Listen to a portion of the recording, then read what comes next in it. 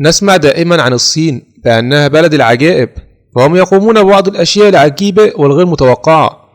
فهذا البلد الضخم يمتلك عدد سكاني كبير وطاقة إنتاجية ضخمة، وقدرتهم على تقدم بلدهم رغم عددهم الكبير.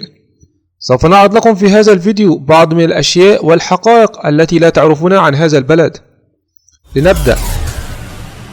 يتم بيع أسماك القرش والتماسيح كاملة في متجر وول مارت، على الرغم من أن الناس يأكلون فقط بعض أجزاء من هذه الحيوانات.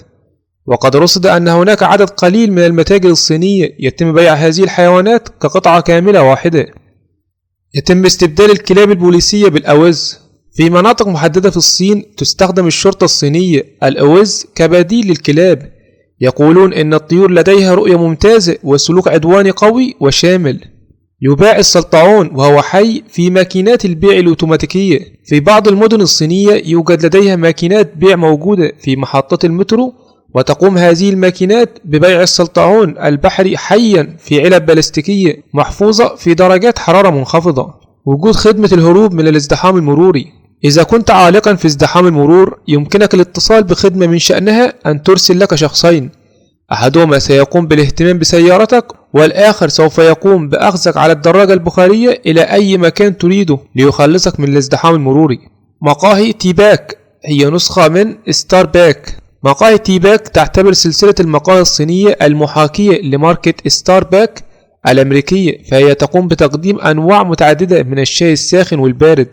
تعلق الشركات شباك حول مبانيها لمنع انتحار الموظفين. يقوم أصحاب الشركات والأعمال في بعض الأحيان بتوفير شبكات حماية خارج مباني الموظفين لمنعهم من محاولة الانتحار عبر القفز من مبنى الشركة. زواج الأشباح. بعض الناس يقوم بسرقة وبيع الجثث مقابل آلاف الدولارات للعائلات التي تخطط لتزويج أقاربها الميتون من غير المتزوجين. الهواء المعلب. بسبب ارتفاع مستويات الضباب الدخاني في جميع أنحاء البلاد، تبيع المتاجر الصينية زجاجات الهواء النقي مع عدة نكهات مختلفة. مزارع الصراصير. يتم تربية هذه الحشرات ولها استخدامات عديدة في الطب الصيني. هذا العمل مزدهر للغاية في الصين، وهو من أعلى الاستثمارات التي يجني أصحابها الكثير من الأموال في هذه الأيام. السكان يرفضون الانتقال لبناء جديد لإفساح المجال.